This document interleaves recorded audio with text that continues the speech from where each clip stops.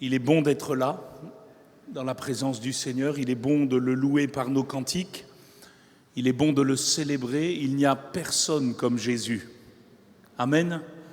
Et nous avons donné notre vie. Nous avons donné notre vie pour le Seigneur puisqu'il a donné sa vie pour nous. Et nous voulons le suivre jusqu'au bout. Amen. Et c'est sur ce thème que j'aimerais partager la parole de Dieu. Ce soir, nous allons ouvrir l'évangile de Luc au chapitre 9, à partir du verset 57. Voilà, peut-être juste baisser les retours, les frères, c'est peut-être un peu fort. Voilà, c'est un message que j'ai partagé avec nos bien-aimés de Brapanon et de Sainte-Rose, et j'aimerais aussi le faire avec vous en cette fin d'année, alors que certainement nous faisons le point sur notre marche avec le Seigneur. Nous nous souvenons que le Seigneur a dit « Viens et suis-moi ». Et voilà qu'il va y avoir dans ce récit quelques candidats, je vais les appeler ainsi, au discipulat, c'est-à-dire des candidats qui veulent suivre le Seigneur. Mais nous allons voir à travers les réponses du Seigneur que certainement ces gens avaient besoin d'aller plus loin dans leur engagement, dans leur consécration et dans leur conception même de ce que cela signifie suivre Jésus. Et voilà ce qui est écrit pendant qu'ils étaient en chemin. Un homme lui dit « Seigneur, je te suivrai partout où tu iras. » Jésus lui répondit « Les renards ont des tanières et les oiseaux du ciel ont des nids. Mais le Fils de l'homme n'a pas un lieu où il puisse reposer sa tête. » Il dit à un autre « Suis-moi. » Et il répondit « Seigneur, permets-moi d'aller d'abord ensevelir mon Père. » Mais Jésus lui dit « Laisse les morts ensevelir les morts, et toi, va annoncer le royaume de Dieu. » Un autre dit « Je te suivrai, Seigneur, mais permets-moi d'aller d'abord prendre congé de ceux de ma maison. » Jésus lui répondit « Quiconque met la main à la charrue et regarde en arrière n'est pas propre au royaume de Dieu. Amen. » Et vous avez remarqué que dans ce passage, tout va tourner autour de ce verbe « suivre ». Alors que le Seigneur invite les uns et les autres à le suivre, lui qui est le chemin, la vérité et la vie. Voilà que dans cette foule qui le suit, trois anonymes vont avoir une discussion à ce sujet, une discussion individuelle, particulière avec le Seigneur. Et d'ailleurs, vous avez remarqué dans ce texte qu'ils le reconnaissent comme le Seigneur. Et ils sont, lorsque nous lisons le verset 57, en chemin. Ils sont en chemin. Et on pourrait se demander la question, mais quel chemin ? Et la réponse se trouve au verset 51, il faut remonter un peu avant, c'est le chemin que je vais appeler le chemin de la croix. C'est le dernier chemin que Jésus va emprunter, puisqu'il est dit, lorsque le temps où il devait être enlevé du monde approcha, Jésus prit la résolution de se rendre à Jérusalem. Et voilà que Luc nous propose alors ce chemin qui va l'amener à cette œuvre particulière qu'est l'œuvre de Golgotha, ce moment où il va donner sa vie pour nous, pour nos péchés, pour que nous puissions être sauvés, sur ce chemin où il va mourir à lui-même, mais aussi mourir pour nous. Et voilà que sur ce chemin de la croix, Jésus prend la ferme décision de se rendre à Jérusalem. Dans la grande ville, il le sait, à Jérusalem, les principaux sacrificateurs vont le livrer. Pilate va le juger. Il va le faire crucifier. Les soldats vont s'en donner à cœur joie, excusez-moi l'expression, en le battant de verges, en le couronnant d'épines, en se moquant de lui. Les disciples vont l'abandonner. Jésus, tout cela, il le sait. Tout cela, il le sait sur le chemin. La question, c'est est-ce que ces trois candidats qui veulent suivre Jésus le savent? Est-ce qu'ils comprennent ce qui est devant eux? Est-ce qu'ils comprennent ce qui va arriver à leur maître. Et pourtant, sur ce chemin, Jésus, lui, n'a pas flanché, il n'a pas reculé, il n'a pas baissé les bras, au contraire, il s'est déterminé à aller à Jérusalem. Il sait que le châtiment va tomber sur lui, il sait que les ténèbres vont le recouvrir, que le séjour des morts va ouvrir ses portes pour l'accueillir, mais c'est pour cela qu'il était descendu du ciel. Alors résolument, Jésus prend la ferme décision de se rendre dans la grande ville, et nous comprenons par là que le premier candidat, le premier anonyme, puisque nous ne connaissons rien de ces disciples potentiels qui parlent avec le Seigneur, certainement qu'il ne mesure pas tout ce qu'il y a devant. Puisqu'il dit, et nous pouvons reprendre le verset 57, « Seigneur, je te suivrai partout où tu iras. » Alors, pris comme cela, hors contexte, cela nous semble honorable, n'est-ce pas? Si quelqu'un prend le micro et dit « Moi, je vais suivre le Seigneur partout où il m'envoie », nous allons dire « Waouh, quelle belle foi, n'est-ce pas? Quel cœur pour le Seigneur !» Nous allons peut-être même applaudir, peut-être même l'encourager de vive voix. Et pourtant, ce n'est pas ce que le Seigneur fait. La réponse du Seigneur, elle est quand même intrigante, n'est-ce pas? Puisque le Seigneur va lui dire en réponse, « Les renards ont des tanières et les oiseaux du ciel ont des nids, mais le Fils de l'homme n'a pas un lieu où il puisse reposer sa tête. » Et si Jésus répond ainsi, c'est certainement qu'il perçoit dans le cœur de cet homme qui fait cette belle déclaration quelque chose que nous ne percevons pas, n'est-ce pas? Quelque chose que nous ne voyons pas. Si le Seigneur lui répond de la sorte, c'est certainement que les motivations cachées dans le cœur de cet homme qui déclare le suivre partout ne sont pas aussi honorables qu'elles paraissent être. Et en réalité, si nous comprenons la réponse du Seigneur, il semble que cet homme est prêt à suivre Jésus partout où il ira, parce qu'il pense que Jésus va, excusez-moi l'expression, assurer ses arrières. Voilà un homme qui a témoigné de grands miracles. Si vous remontez le texte, voilà un homme qui a vu aussi la multiplication des pains. Voilà un homme qui a vu toutes sortes de choses que le Seigneur est capable de faire dans sa grâce et sa miséricorde. Et certainement qu'il se dit, ah, suivre Jésus, ça va me donner de la facilité, du confort, j'aurai plus de soucis, rendez-vous compte. Il est capable de transformer une miette en baguette. Plus besoin d'aller à la boulangerie. Je vais suivre Jésus partout où il ira. À partir de là, il semble qu'il y ait de nombreux candidats, n'est-ce pas? Lorsqu'on commence à penser que Jésus va assurer nos arrières, qu'il nous propose un chemin confortable, alors là, beaucoup veulent le suivre. Et Jésus lui répond certainement de la sorte pour lui montrer que le suivre n'amènera pas forcément un confort de vie, puisque le disciple n'est pas plus que le maître, et si le maître n'a pas un lieu où reposer sa tête, il se peut que le disciple soit aussi dans quelques combats, quelques luttes, quelques difficultés, quelques manques vis-à-vis de la vie, et donc suivre Jésus n'est pas forcément bénéfique sur ce plan-là. Et frères et sœurs, il semble aussi que Jésus est en train de nous parler aux uns et aux autres, dans les contextes dans lesquels nous sommes, dans les temps troublés dans lesquels nous sommes, de nous rappeler, frères et sœurs, que la foi, excusez-moi aussi l'expression, n'est pas un oreiller, n'est pas un coussin, n'est pas un canapé où nous pouvons tranquillement attendre le ciel. Puisque Jésus dit que le Fils de l'homme n'a pas un lieu où reposer sa tête. Certes, il va même comparer sa condition à celle des animaux. Il va dire les oiseaux ont des nids. J'étais hier avec les pasteurs au 23e et quand vous allez dans la cour de l'Assemblée, vous avez un bel arbre là où vous avez tous les béliers qui font leur nid. J'ai déjà vu les béliers. C'est pas à vous que je vais faire la leçon. Et vous voyez, ils volent dans leur nid, ils font des nids extraordinaires, ces oiseaux.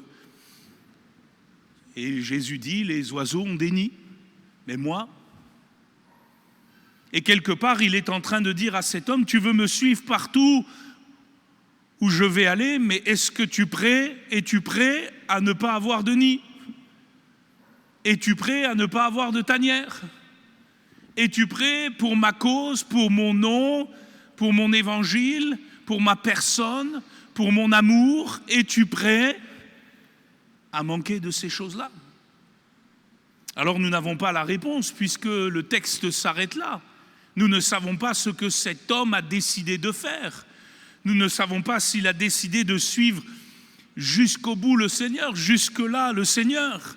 Mais il semble que cet homme considère le fait de suivre Jésus en termes de ce qu'il y a à gagner, plutôt que sous l'angle de la réception du pardon des péchés à tout prix.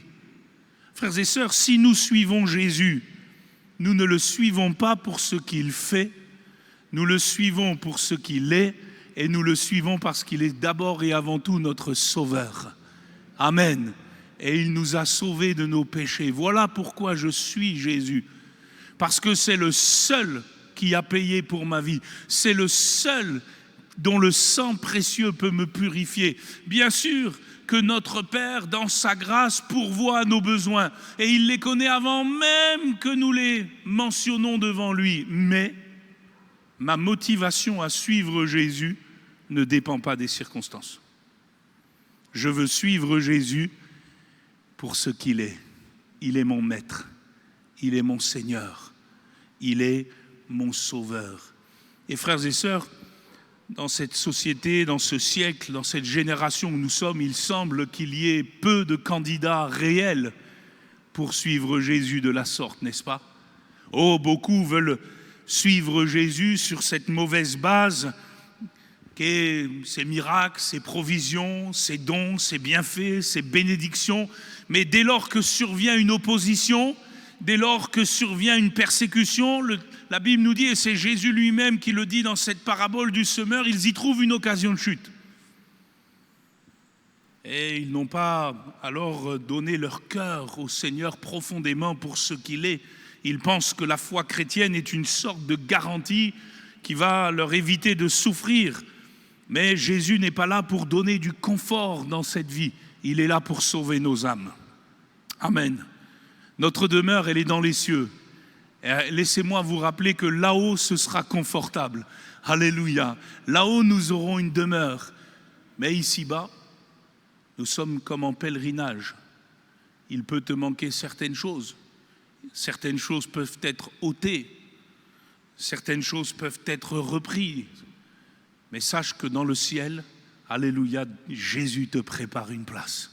Et ça, c'est le plus important, surtout lorsque nous traversons des moments difficiles, et peut-être vous en avez traversé cette année, de se rappeler pourquoi nous suivons Jésus.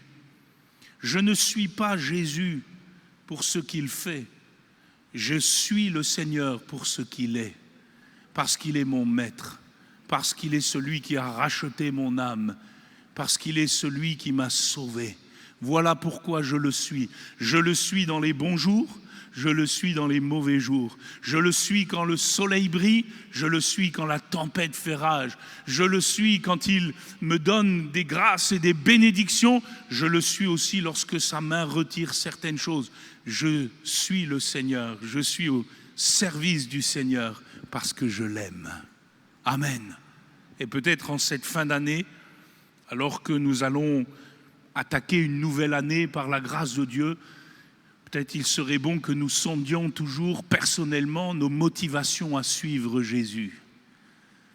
Nous ne suivons pas un homme, n'est-ce pas? Nous ne suivons pas une religion, nous ne suivons pas une dénomination, nous ne suivons pas un pasteur ou des pasteurs, nous suivons Jésus-Christ. Alléluia. Pourquoi je le suis? Souvenons-nous de ce que le Seigneur a dit. Heureux serez-vous lorsqu'on vous outragera, qu'on vous persécutera, qu'on dira faussement de vous toutes sortes de mal à cause de moi. Réjouissez-vous.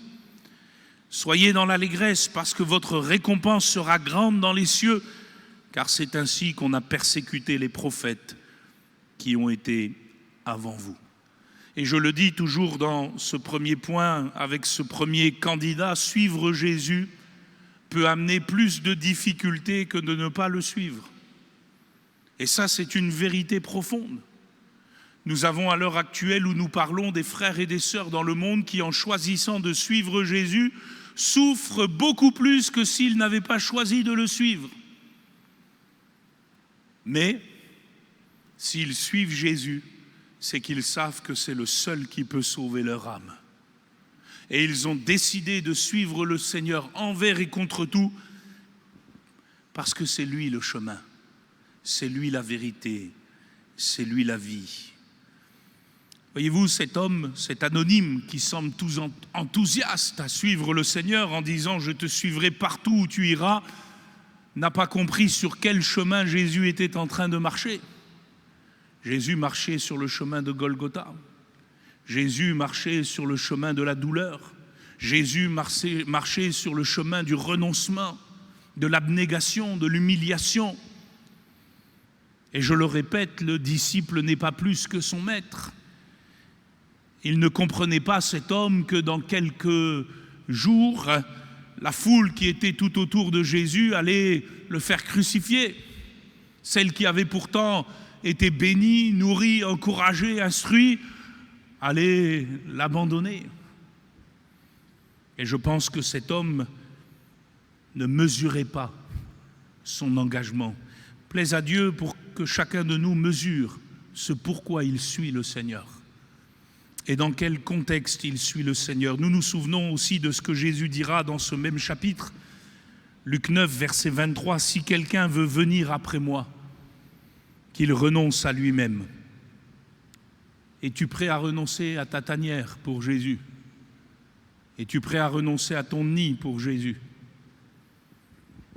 Si quelqu'un veut venir après moi, qu'il renonce à lui-même, qu'il se charge chaque jour de sa croix. Et notez bien la précision de Jésus, qu'il se charge chaque jour.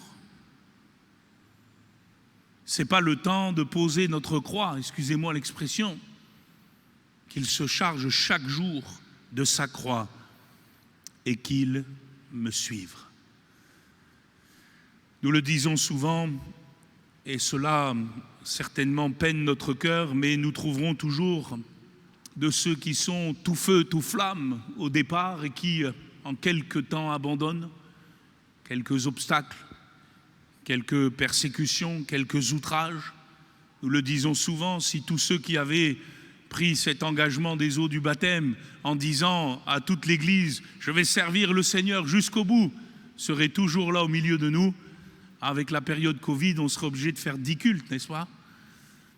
Et cela nous rappelle de profondes vérités, à savoir que notre consécration doit être réelle. Frères et sœurs, pourquoi suis-tu Jésus? Quelle est la motivation? Après peut-être plusieurs années de marche, quelles sont tes motivations? Sont-elles toujours aussi pures qu'au départ? Sont-elles toujours aussi authentiques, alors que peut-être tu as connu quelques obstacles, quelques difficultés, quelques combats, quelques luttes?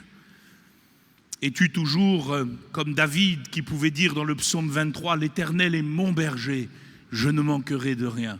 Et pourtant, il a dit ces choses alors qu'il manquait de tout, alors qu'il était dans le désert, fuyant la main de Saül, alors que lui aussi n'avait pas le palais pour reposer sa tête, alors qu'il était dans une misérable caverne, n'avait pas un lieu où dormir tranquille. Et profondément au fond de son cœur, il savait pourquoi il suivait l'Éternel. Et il pouvait dire « L'Éternel est mon berger, je ne manquerai de rien. » Amen. Voyez-vous, ce premier homme de notre texte nous rappelle qu'on ne peut suivre Jésus et devenir son disciple sans accepter les sacrifices qui vont avec.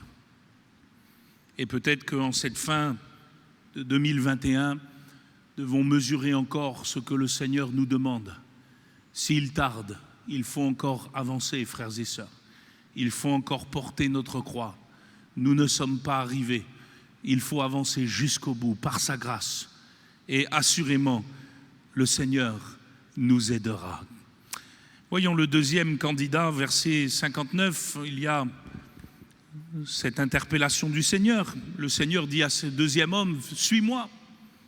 Et je répète, c'est la même interpellation qu'il nous a fait les uns et les autres, n'est-ce pas? Et qu'il nous fait encore ce soir, « Suis-moi, continue de me suivre, suis-moi ». Et voilà que cet homme répond, « Seigneur, permets-moi d'aller d'abord ensevelir mon Père ». Et Jésus lui répond, verset 60, « Laisse les morts ensevelir leurs morts, et toi, va annoncer le royaume de Dieu. » Et là encore, de premier abord, la réponse de Jésus nous semble rude. Elle nous semble sèche, n'est-ce pas? Seigneur, quand même, il désire ensevelir son Père, c'est honorable. Y a-t-il quelque chose de plus honorable que cela, surtout dans ce siècle, ce premier siècle, où un fils digne de ce nom doit prendre soin de son père? On se souvient de la parabole du fils prodigue, où ce jeune fils n'a pas eu d'égard à son père, et tout ce que cela a créé comme problèmes familiaux. Voilà que cet homme dit, « Seigneur, permets-moi d'aller d'abord ensevelir mon père ». Et nous avons la question, mais Seigneur, pourquoi ta réponse est-elle si sèche? Et encore une fois, il semble que Jésus perçoit ce que nous ne percevons pas. Il perçoit certaines motivations que nous ne voyons pas. Et il faut comprendre que si cet homme répond à Jésus, « Laisse-moi aller d'abord ensevelir mon Père », c'est que son papa n'est pas encore mort. Il ne serait pas là sinon, hein. Il ne serait pas sur le chemin depuis plusieurs jours avec Jésus, en train de l'écouter, de participer à la vie des disciples. Si son papa était en mauvaise posture, cela ferait belle lurette qu'il serait reparti auprès de lui. Et donc, ce que cet homme veut faire en disant au Seigneur, « Permets-moi d'ensevelir d'abord mon Père », c'est de remettre à demain ce que Jésus lui demande de faire aujourd'hui, le suivre. Quelque part, il est en train de lui dire, « Seigneur, moi je veux bien te suivre, mais j'ai d'abord à régler ça. Quand j'aurai réglé ça, quand cela sera réglé, à savoir ensevelir mon Père, ah là je te suivrai. » Et si on considère que ensevelir son Père lui permet d'avoir une part d'héritage, ah, les motivations de cet homme deviennent moins honorables d'un seul coup. « Seigneur, permets-moi d'abord de régler ces affaires, d'amasser ce que je peux amasser, de conforter ce que je peux conforter, et après, je te suivrai. » Et dans ce contexte-là, on comprend la réponse de Jésus. Laisse les morts ensevelir les morts. Toi, va annoncer le royaume de Dieu. Ne remets pas demain ce que je te demande de faire aujourd'hui. Ne pense pas que tu seras mieux loti en réglant ces choses-là que de me suivre aujourd'hui.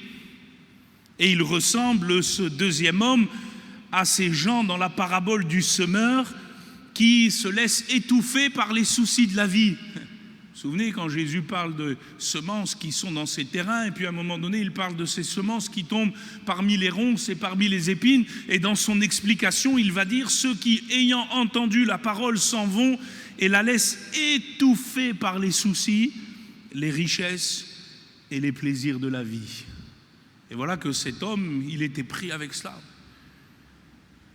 Ah, il faut d'abord que je règle ça. Il avait d'autres priorités que celle du royaume de Dieu. Certes, il voulait bien le royaume de Dieu, mais en parallèle avec toutes sortes de priorités terrestres, et en particulier son héritage, sa baraque, son avenir. Ah, si on comprend bien cette deuxième discussion entre Jésus et cet homme, le Seigneur va le mettre alors au défi de laisser les questions temporelles et terrestres de côté pour s'attacher pleinement à lui. Certes, ça ne veut pas dire que nous n'avons pas à faire des choses ici-bas, nous les faisons, mais notre priorité, c'est le royaume de Dieu. Amen. Nous ne nous laissons pas étouffer par les choses de la vie, par les affaires de la vie. Nous nous souvenons ce que l'apôtre Paul dira au jeune Timothée, il n'est pas de soldat qui s'embarrasse des affaires de la vie, s'il veut plaire à celui qui l'a enrôlé. Et personnellement, je ne veux pas être embarrassé. Je ne veux pas être embarrassé par des briques, je ne veux pas être embarrassé par des choses de la terre, je ne veux pas être embarrassé par des relations dans lesquelles j'y gagnerai pas grand-chose. Je veux faire ce que j'ai à faire, mais je veux suivre Jésus. Amen. Rien ne doit me détourner de ces choses. Et nous nous souvenons ce que Jésus a dit en la matière, Luc 14, verset 26. Si quelqu'un vient à moi et ne hait pas son père, sa mère, sa femme, ses enfants, ses frères et ses sœurs, et même sa propre vie, il ne peut être mon disciple. Bien sûr, le verbe haïr ici est à prendre dans le sens de préférer. Si quelqu'un ne me préfère pas à son père, sa mère, ses frères, ses sœurs, ses enfants, et même à lui-même, il ne peut être mon disciple. L'idée est de mettre le Seigneur à l'honneur, en premier, en priorité, toujours, sans cesse. De ne pas nous préoccuper des choses de la vie au point que ces choses nous engloutissent, au point que ces choses finissent par nous faire perdre le zèle. Et là encore, on peut se poser la question, pourquoi est-ce que je suis Jésus? Dans quel but? Sur quelle base? Et vous savez, ce texte, ces versets de ce deuxième homme, moi je les ai vécus personnellement. Je me souviens de cette année 2016 où le Seigneur a mis sur mon cœur le fardeau de vous rejoindre. Alors que nous étions en relation avec quelques pasteurs sur cette discussion et que le fardeau se mettait de plus en plus sur mon cœur.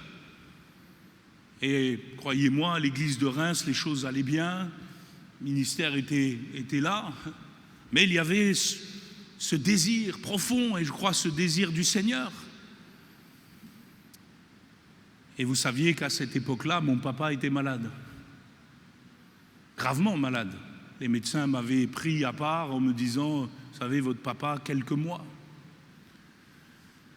Et en 2016, lorsque la pensée de venir ici se concrétise, je me souviens un matin dans la cuisine de l'appartement de mes parents, petite cuisine, ma maman était là, mon papa était là, il y avait ses médicaments sur la table, et puis je leur ai exprimé ce qu'il y avait sur mon cœur.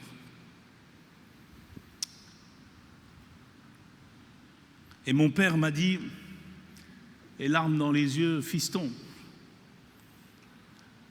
reste une année de plus. Et après tu partiras. Pourtant c'était un homme de Dieu, hein. Ah, je pense qu'au fond de son cœur, il savait qu'une année.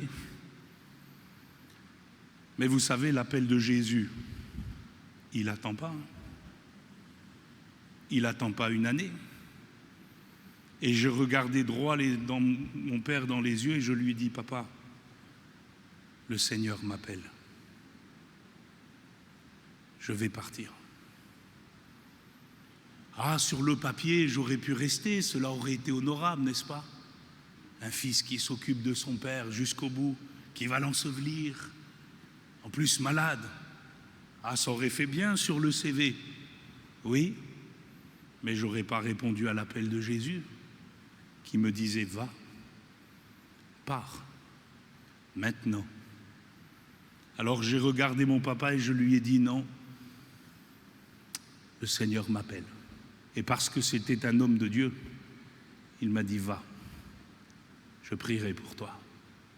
Quelques mois plus tard, vous le savez, j'ai repris l'avion en sens inverse et j'étais à son inhumation. Voyez-vous, frères et sœurs, servir le Seigneur nous demande de mettre le Seigneur toujours en premier. Et parfois, ça a un prix. Parfois, ça coûte. Ça nous coûte même vis-à-vis des nôtres, n'est-ce pas? Et c'est vrai que parfois, parce qu'on a des sentiments, ce défi, il est prégnant, n'est-ce pas? lorsque la fille t'appelle, « Ah, mamie, viens garder les enfants. » Ah, 1 fois, 2 fois, 10 fois, 20 fois, 30 fois, puis après on n'est plus là, parce qu'on est pris avec ça, toujours, sans cesse. C'est vrai ça, n'est-ce pas? Et on peut vite glisser par les sentiments. Mes frères et sœurs, je le répète, ici-bas, faisons ce que nous avons à faire, mais Jésus en premier. Toujours, sans cesse, parce que notre vie, nous l'avons donnée à Jésus. Et c'est lui qui décide, n'est-ce pas? Oh, s'il nous permet de faire certaines choses, nous le faisons, mais si, comme à cet homme, il nous dit non, nous disons, oui Seigneur, tu as raison, je vais faire ce que tu me demandes. Ça va nous coûter, mais nous croyons de l'autre côté, comme Jésus l'a dit, que si nous cherchons premièrement son royaume et sa justice, toutes choses nous seront données par-dessus. Vous pouvez dire amen à ça? Amen. Et je souhaite, dans cette année 2022, que nous continuions à servir le Seigneur. Mon frère, ma sœur, fais ce que tu as à faire, mais Jésus en premier, le royaume du Seigneur en premier. Le Seigneur prendra soin du lendemain, d'une manière ou d'une autre. Et croyez-moi, me concernant, j'ai beaucoup de paix dans mon cœur de savoir que j'ai fait ce que le Seigneur me demandait et je suis là au milieu de vous aujourd'hui, plutôt que d'être resté, m'occuper certes de mon Père, mais je sais où il est et je sais qu'il jouit de la félicité de Dieu. Et tout va bien, que son nom soit béni. Alors le troisième homme, il ressemble, je vais terminer avec lui, verset 61, il ressemble à ce deuxième, puisque face à l'appel de Jésus, il dit « Je te suivrai, Seigneur ». Mais permets-moi d'aller d'abord prendre congé de ceux de ma maison. Et Jésus lui répondit, quiconque met la main à la charrue et regarde en arrière n'est pas propre au royaume de Dieu. Il y a ici une allusion, et c'est là un petit peu la différence qu'il y a avec le deuxième, il y a une allusion à un texte de l'Ancien Testament que certainement ce troisième homme connaissait. Vous vous souvenez de l'appel d'Élisée? Lorsque Élie est rattrapé par Dieu dans le désert, dans sa frustration, et puis qu'il le renvoie pour aller oindre Jéhu comme roi d'Israël, et puis aussi Élisée comme successeur à sa place. Alors que Élisée est en train de labourer les champs, Élie lui jette son manteau et signe qu'il va donc le suivre. Et quand vous lisez ce texte de l'Ancien Testament, dans 1 Roi 19, versets 19 à 21, vous apercevez que Élisée va faire cette demande. Il va dire au prophète Élie, « Permets-moi d'aller d'abord prendre congé de ceux de ma maison. » Et Élie va lui permettre. La Bible nous dit que Élisée va revenir en arrière, il va organiser tout un protocole qui a duré un certain temps avant de prendre le chemin du discipulat envers le prophète Élie. Et il y a ici l'écho dans cette rencontre avec ce troisième homme et Jésus. Sauf que ici, ce que Élie a permis à Élisée, Jésus ne le permet pas à ce troisième homme. Il ne lui permet pas de revenir en arrière, de repartir chez les siens. Et on pourrait se dire, mais pourquoi? On pourrait dire à Jésus, mais Seigneur, Élie l'a permis à Élisée, pourquoi tu ne le permets pas à cet homme? Et la réponse, elle est toute simple. Jésus, il est plus qu'Élie. Jésus, il est plus qu'un prophète. Jésus, c'est le Fils de Dieu. Et son appel n'attend pas. Son appel est imminent. Son appel est urgent. Jésus est plus qu'un faiseur de miracles, en quête de successeurs. Il est le Fils de l'homme, il est le Fils de Dieu. Et si le Seigneur n'a pas hésité à tout quitter, sa place, son trône, sa position, son égalité avec Dieu et tout ce qu'il y avait dans le ciel pour nous sauver, il attend en retour que nous quittions tout pour le suivre. Nous nous souvenons de Jacques et Jean qui ont laissé Zébédée dans la barque. Ils n'ont pas pris congé des leurs, ils sont partis. Nous avons tout quitté pour te suivre, disait l'apôtre Pierre. Et c'est une réalité. Et sur ce, Jésus va donc dire à ce troisième homme, quiconque met la main à la charrue, et il y a ici l'écho d'Élisée qui labourait les champs, Quiconque met la main à la charrue et regarde en arrière n'est pas propre au royaume de Dieu. Ce que le Seigneur craint avec cet homme-là, c'est que s'il revient en arrière, il va être divisé dans son cœur, attaché d'un côté, attaché de l'autre. Et vous savez, quand on a un cœur partagé, quand on a un cœur divisé, ça ne marche pas. Quiconque met la main à la charrue et regarde en arrière n'est pas propre au royaume de Dieu. Il y a ici une image, et l'image, elle est simple. Lorsqu'on veut labourer un champ, lorsqu'on veut aller dans un travail particulier, et ici prend l'image de la labour d'un champ avec les chevaux de trait et puis le soc, la charrue, il faut regarder bien droit. Si vous commencez à labourer un champ en regardant toujours en arrière, ça va zigzaguer. Et le Seigneur dit non, quiconque regarde en arrière n'est pas propre au royaume de Dieu, parce que le royaume de Dieu, il va en avant. Amen. Le royaume de Dieu, il va en avant. Frères et sœurs, j'ai parlé de mon papa tout à l'heure. Mon papa me disait toujours, Philippe, tu sais, le royaume de Dieu, c'est comme un train. Il va à sa destination. Il s'arrête dans les gares. Il prend ceux qui veulent bien monter, et puis il va laisser partir ceux qui veulent malheureusement quitter. Mais le train, lui, il va avancer. Et il me disait, assure-toi d'être toujours dans le train. Parce que le Seigneur, lui, n'attendra pas. Il avance. Et il faut aller en avant. Mon frère, ma sœur, ne regarde pas en arrière. Ne regarde pas en arrière. Tu es monté dans le train du royaume de Dieu. Reste-y. Malgré les difficultés, malgré les combats, malgré les luttes, ne regarde pas en arrière. Ne fais pas comme la femme de Lot. On se souvient de la femme de Lot, n'est-ce pas? Elle est pressée par les 2 anges à sortir de Sodome et Gomorrhe avec ses filles et son mari pour aller à la petite ville de Tsoar pour trouver du repos, alors que le jugement allait s'abattre sur Sodome. Et malheureusement, elle a regardé en arrière. Et ce regard trahissait sa condition. Elle était encore attachée. Elle était encore divisée. Dans son cœur, il y avait des attaches. Et mon frère, ma sœur, si tu as mis tes yeux devant, reste-les fixés devant sur le Seigneur. Tout disciple qui se respecte ne peut que se porter en avant. Ce que ce troisième homme ne semble pas prêt à faire, ayant un cœur partagé. Alors suivre Jésus n'attend pas. Dans l'unique perspective du royaume qui vient, telle est la pensée principale pour ce troisième homme. Et vous savez, on a encore un écho de cette discussion dans l'Épître aux Hébreux, si on pourrait le lire ensemble au chapitre 11 et au verset 13 à 16. Hébreux chapitre 11, verset 13 à 16.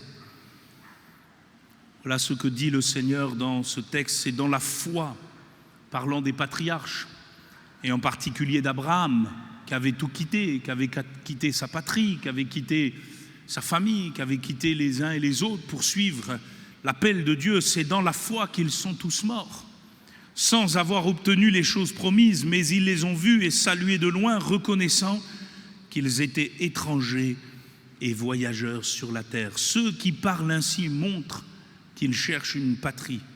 S'ils avaient eu en vue celle d'où ils étaient sortis, ils auraient eu le temps d'y retourner.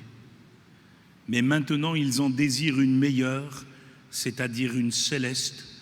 C'est pourquoi Dieu n'a pas honte d'être appelé leur Dieu, car il leur a préparé une cité. Amen. Alors je conclus, nous comprenons que Jésus cherche des disciples. Jésus ne cherche pas des sympathisants. Jésus ne cherche pas des adhérents. Jésus cherche des disciples, des hommes et des femmes qui, comme Ruth a pu le dire à sa belle-mère, « Où tu iras, j'irai. Où tu mourras, je mourrai. Ton Dieu sera mon Dieu. » Et Ruth n'a pas fait semblant, n'est-ce pas? Elle a vraiment tout quitté pour suivre Naomi. Et de l'autre côté de la frontière, elle a été bénie. Mon frère, ma sœur, laisse-moi te dire que tant que tu n'es pas passé de l'autre côté, de la frontière, là-haut, il faut suivre Jésus. Vraiment. Sans te laisser lier par toutes sortes de choses, sans te laisser embarrasser par toutes les affaires de la vie. Dans les affaires de la vie, je le répète, fais ce que tu as à faire, dis ce que tu as à dire, c'est tout. Laisse le Seigneur faire le reste. Et toi, cherche le royaume de Dieu. Premièrement, toujours, sans cesse. Certes, Jésus ne nous promet pas du confort. Nous n'aurons peut-être pas de tanière ni de nid, mais nous aurons l'assurance de sa présence. Et ainsi, nous pourrons dire avec l'apôtre Paul, j'ai été crucifié avec Christ. Et si je vis, ce n'est plus moi qui vis, c'est Christ qui vit en moi. Si je vis maintenant dans la chair, je vis dans la foi au Fils de Dieu qui m'a aimé et qui s'est livré lui-même pour moi. Amen. Je vous propose dans ces jours qui viennent de réfléchir à ces motivations personnelles qui vous engagent sur le chemin de la foi. Pourquoi est-ce que je suis Jésus? Jusqu'où je vais suivre Jésus? Et certainement que le Seigneur, l'Esprit, saura aussi nous guider les uns et les autres pour que notre marche avec le Seigneur soit de plus en plus belle. Que son nom soit béni. Merci pour ta parole, Seigneur. Alléluia. Pendant que nous prions, les musiciens peuvent venir, si on pourrait chanter.